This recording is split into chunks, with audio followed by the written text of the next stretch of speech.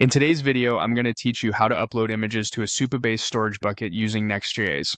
We'll walk through the Supabase dashboard to set up storage correctly so your Next.js app has a reliable place to put images. Start by opening the Supabase dashboard and heading to your organization's projects area. If you don't already have a project you want to use, create a new one. Give the project a clear, memorable name that reflects your app or environment, like Next.js Demo or Prod Images, so it's easy to identify later. You'll be asked for a database password. Choose a strong, unique password and store it securely. You won't need to share it in your code, but it's important for managing the project safely.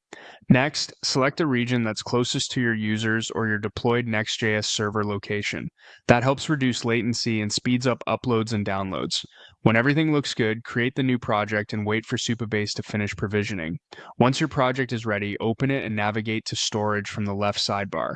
Inside storage, go to buckets, then create a new bucket. Pick a bucket name that's simple and stable, such as images or user uploads. Bucket names are part of file paths and often show up in URLs, so avoid spaces and special characters. Decide whether the bucket should be public. If your images are meant to be accessed directly via URL, public can be convenient. If you plan to control access through your app or signed URLs, keep it private and manage permissions via policies and your Next.js server routes.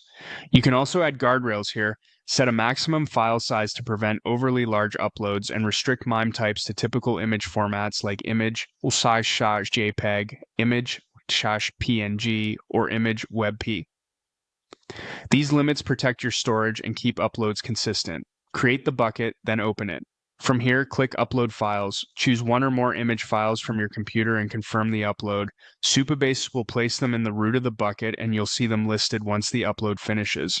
That's the full setup. You now have a storage bucket that can hold images for your Next.js app. Later, you can reference these files using public URLs if the bucket is public, or generate signed URLs on your server if it's private.